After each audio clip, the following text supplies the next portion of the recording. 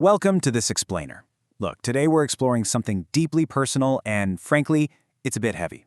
We're talking about the generational cycle of self-doubt. If you've ever felt that sharp sting of just not being enough, well, I want you to know you're absolutely in the right place. We're going to walk through this reality together with a lot of kindness and, most importantly, with crystal clarity.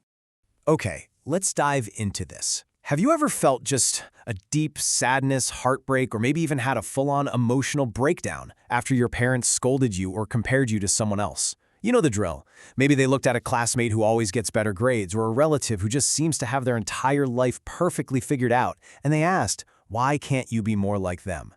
Man, that specific kind of comparison cuts so deep, doesn't it? It's a profoundly painful experience, and honestly, it's one that so many of us carry around quietly. And the emotional toll of that experience? It's absolutely massive. Hearing those constant comparisons can leave you feeling incredibly disheartened and discouraged. Sometimes, it honestly drops you right into what feels like a bottomless pit of sadness, making you constantly question your fundamental worth.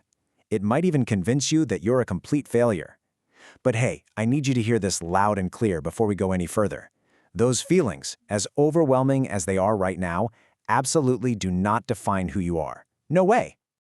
Part 1. Uncovering the old scripts. To truly break free from this, we need to transition out of the heavy emotions of the present moment and take a much more logical, structured look at the past. We have to figure out exactly where these painful feelings originate so we can start systematically dismantling them. Now, what's really interesting here is this definition of old scripts. They're essentially beliefs, criticisms, and comparisons passed down from childhood that falsely dictate our self-worth. From a very young age, we were compared, criticized, or made to feel like our worth was literally tied to our achievements.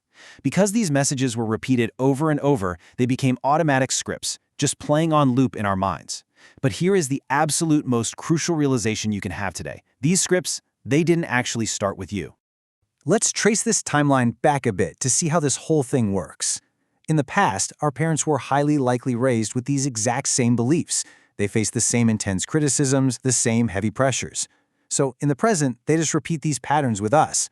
Why? Because frankly, they genuinely believe this is how discipline works, or they think this kind of tough love is the secret formula for success. But look at the end result. Constant comparison doesn't build confidence. Actually, scratch that, it does the exact opposite. It creates deep anxiety, relentless self-doubt, and profound feelings of inadequacy. It makes a kid feel defeated, not empowered. I really want to pause here for a second because this is vital. You do not have to hate your parents. A lot of the time, parents are just repeating what they learned, having never really questioned these beliefs or explored a different way to encourage a child. Whether they're overly controlling, super critical, or maybe even narcissistic, the harsh reality of the situation is simply this. You can't force someone else to change. You can only control you. Part 2. The power of choice. We're shifting gears now. We're stepping out of being passive recipients of past parenting and stepping firmly into the role of active, confident decision-makers. And this brilliantly illustrates the exact crossroads you face whenever you hear criticism today. You have a very distinct choice. On one side, you have the old script, basically allowing the comparison to pull you right back down into that terrible spiral of self-doubt. Or on the other side, you can choose the new script. This means recognizing that these critical words are coming from people who just might not fully understand your unique experience. It's about choosing to take control of your own narrative instead. You do not have to carry every judgment that is handed to you. I really want you to let that sink in for a moment.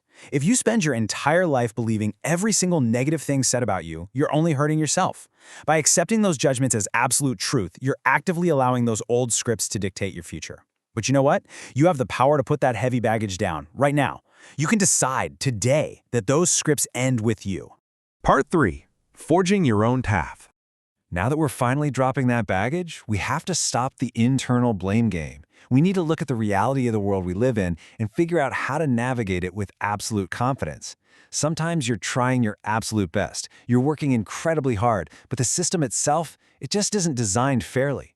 Think about the specific systemic challenges we all face right now: shifting economic conditions, rigid educational systems, immense social pressures, and completely unequal opportunities. Your struggles are not entirely personal failures. You've got to stop blaming yourself for everything when you're up against complex, systemic hurdles that are literally out of your control. Let's move on and see how this builds into a really clear, actionable roadmap for breaking free. Step 1. Stop blaming yourself for everything. Step 2. Stop spending your life blaming your parents. Listen, they may never fully understand your perspective, and waiting around for them to finally validate you, it's a trap that's just going to keep you stuck. Step 3, pursue success your own way. Some people are only ever going to recognize your choices after they see the tangible results, so you have to go out there and get those results on your exact own terms. You do not need permission to live your life. Seriously, your life belongs to you. You're the one walking your path, and you're the one who has to live with your decisions every single day. Do not allow guilt to stop you from becoming exactly who you want to be. Make choices that align strictly with your true values. Follow a path that feels deeply meaningful to you. Learn from your inevitable mistakes, grow from your experiences, and trust yourself enough to just keep moving forward. Part 4.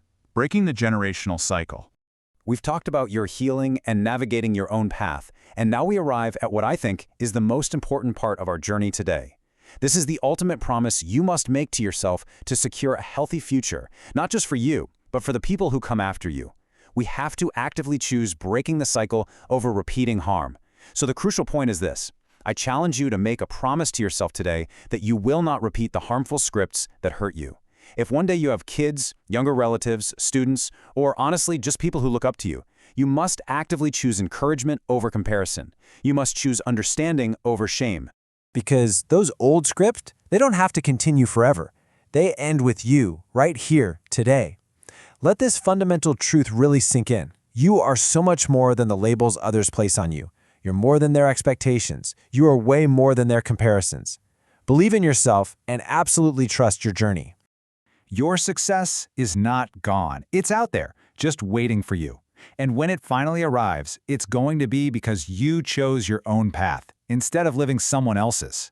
So, as we wrap up this explainer, the only real question left for you to answer is this. Your success is waiting.